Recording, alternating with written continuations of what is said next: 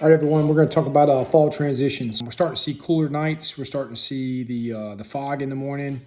Now the water's going for those 85, 90-degree temperatures down in the 70s, and some places we even see it down in the 60s. So what's that mean for us? What baits are we going to throw? What kind of patterns are we going to be working? The main thing we're going to be looking for is we're looking for bait. So you'll see in my other videos, I'm using my side scan. I'm looking for bait balls. I'm driving around using my low rants and my Humminbirds, trying to locate those bait fish. What I'm looking for is where is the bait? Where is it at in the column? Are they moving up to the mouths of the creeks? Are they in the back of the creeks? That kind of tells me where I need to be targeting. Also, it tells me what depths I need to be targeting. Are the fish down in the 22, 23 foot range, or are they up shallow? Are the fish going to be moving up on the humps? This is all dependent on your lake, on the water clarity. It's also dependent on your whatever kind of weather you're dealing with that day. Do we have wind? Is it a bluebird sky? Do we have cloud cover? All this is going to make the bait move. The key to all this is make sure that you find the bait. So look for the bait.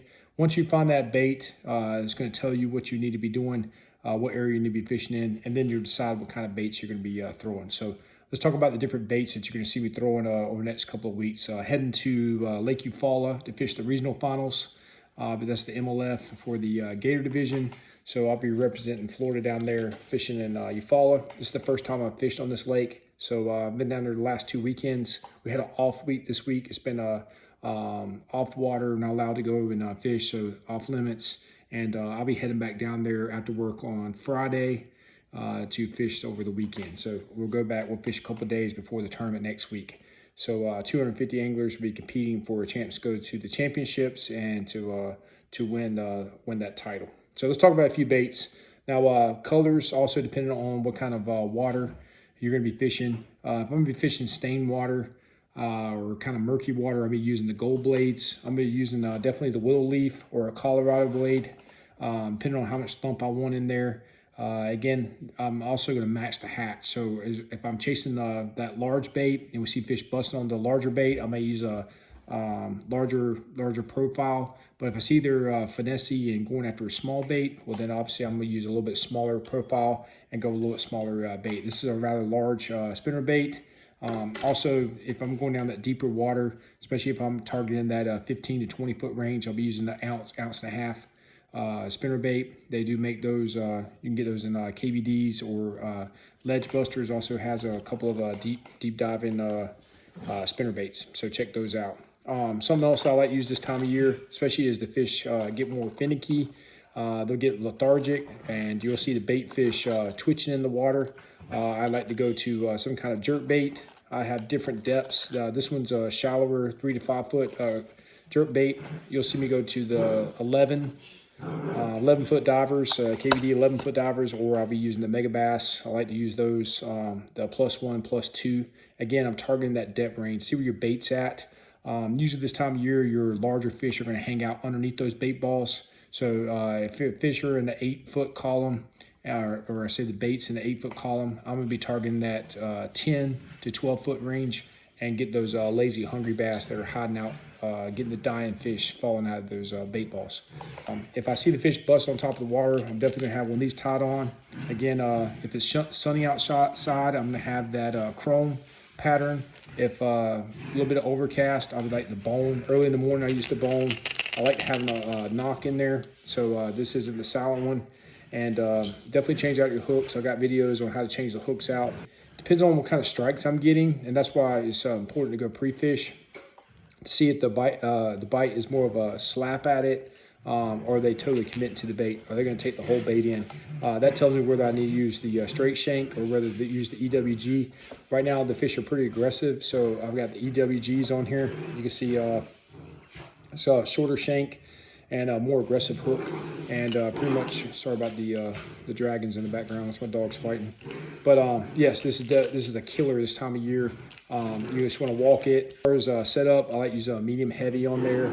I will use either monofilament on there. It again depends on how finicky those fish are, or if I throw it in thicker vegetation with some kind of grass underneath the water, hydrilla, I like to use braid on here. This is another style of the jerk bait I'll be using. This one has a little more BBs, a little more sound to it. This is the rip stop, so I rip it and pause it. Again, I'm trying to mirror those lethargic fish, lethargic bait under there. I do like to have a little bit of a chartreuse on the bottom of it. This time of year, give them more of a target to go after. Chartreuse seems pretty good in that murkier water.